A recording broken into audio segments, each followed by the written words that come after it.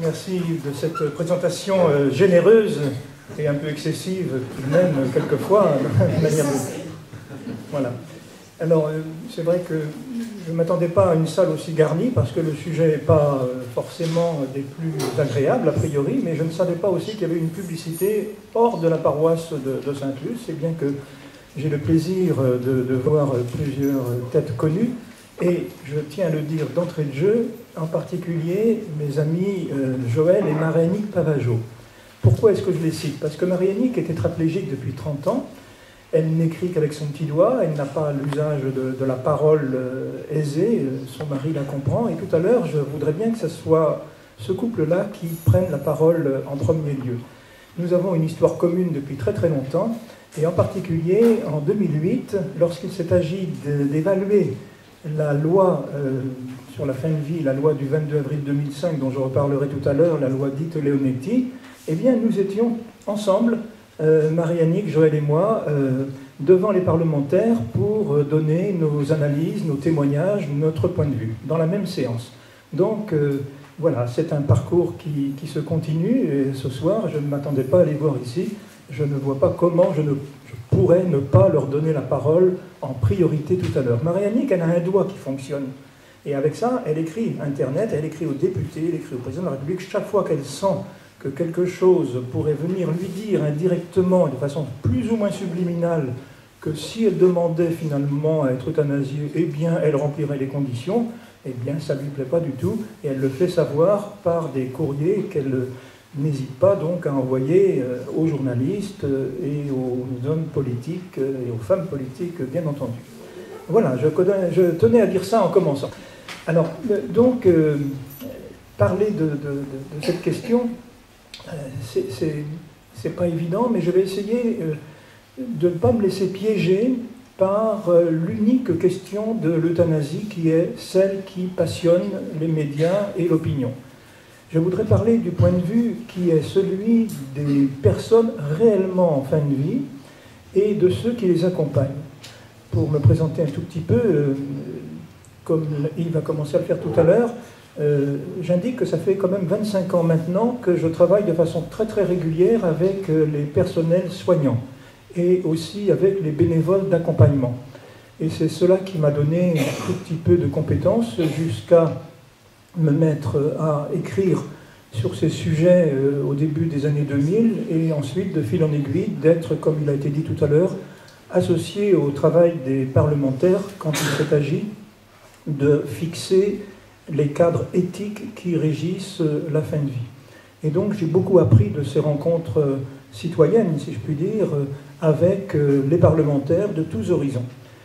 Dans les textes que je mets gratuitement à votre disposition sur la table pour ceux que ça intéresse, il y a des tribunes que j'ai rédigées dans plusieurs journaux. Alors, j'écris beaucoup, c'est vrai, peut-être trop d'ailleurs, mais pour vous montrer que la question est réellement transpartisane, je vous ai apporté un texte que j'ai publié dans La Croix il y a environ 1 mois et demi.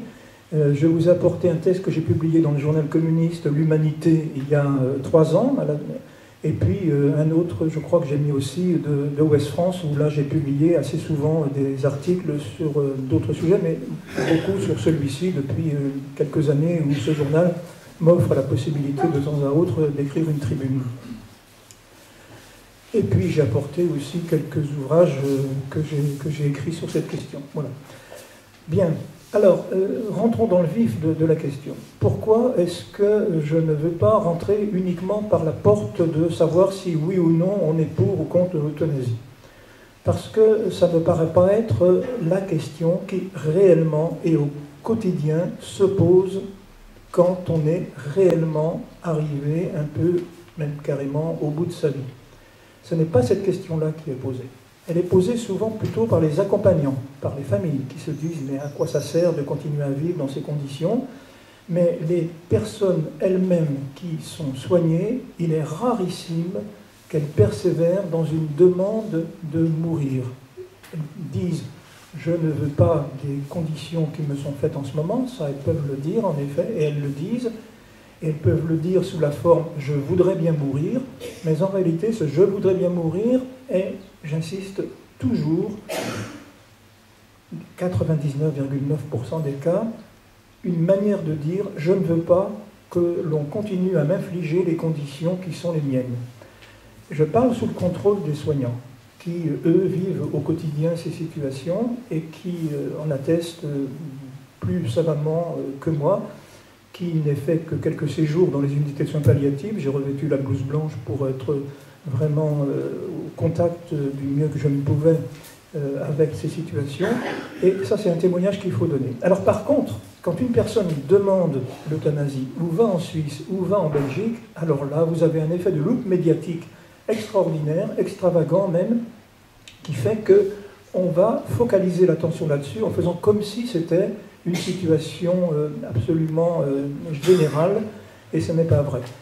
Et dans les cas où cette euthanasie, cette demande persiste, elle persiste rarement, mais quand elle persiste, comme on l'a vu récemment avec cette dame qui est partie en Belgique et qui s'est fait euthanasier là-bas le 2 octobre, ce n'est pas parce qu'il y a une souffrance, c'est parce qu'il y a le désir, en effet, de donner un sens aux derniers instants de sa vie en posant un geste qui, médiatiquement en plus, va donner en effet un peu de signification à une vie que cette personne avait considérée comme inutile, à continuer à vivre, indépendamment même des souffrances éventuellement. Alors je reprendrai cette question à la fin de mon exposé, si vous voulez, mais j'ai voulu justifier ma porte d'entrée par 3 autres considérations que je considère comme beaucoup plus importantes que celle-ci lorsqu'il s'agit de la fin de vie. Et ces 3 autres considérations que je vais vous indiquer, c'est le plan que je vais suivre, ont servi aussi de base à l'élaboration des lois qui nous dirigent, au moment en tout cas où je vous parle, et qui, je l'espère, continueront d'ailleurs à nous diriger. Alors, je précise aussi pour ceux qui préfèrent la vidéo qu'il y a eu, il y a 2 ans et demi exactement, dans cette même commune de Sainte-Luce, à la salle Ligéria, une conférence où j'avais servi d'intermédiaire pour l'invitation donnée par Jean Leonetti lui-même, qui est le grand spécialiste parlementaire et l'auteur des différentes lois qui se sont succédées sur cette question de la fin de vie. Et vous pouvez encore trouver, je pense, sur Internet, en tapant je ne sais pas trop quoi, enfin, Leonetti, Sainte-Luce, paroisse Saint-Mathieu, et on trouve, fidèlement restitué par Xavier Segui, qui est encore à la caméra ce soir, on trouve donc facilement la conférence de Jean Leonetti. Je vous la recommande vraiment parce qu'il dit très bien les choses, très clairement et très pédagogiquement, lui aussi de son côté. Alors les 3 points que je voudrais soulever, qui sont comme les 3 piliers éthiques de la fin de vie, c'est d'une part le respect dû au patient quand celui-ci exige que l'on ne continue pas tel ou tel traitement, c'est-à-dire le respect de sa liberté, c'est le premier point que je vais traiter, la liberté du patient. C'est un point que l'on ignore bien souvent dans le grand public. Deuxième point, il est interdit de pratiquer de l'acharnement thérapeutique, c'est-à-dire de l'obstination déraisonnable, pour parler d'un langage plus proche de la réalité. J'y reviendrai. Le 3e point, c'est le soulagement de la douleur, le soulagement de la souffrance même, est une obligation éthique et juridique aussi d'ailleurs pour toute personne atteinte d'un mal incurable et arrivée à la fin de son existence. Voilà, si vous voulez, les 3 points. Alors, le 4e sur lequel je dirai un petit mot, mais j'ai commencé tout à l'heure un petit peu, c'est pourquoi est-ce que la ligne rouge de l'euthanasie est difficilement franchissable.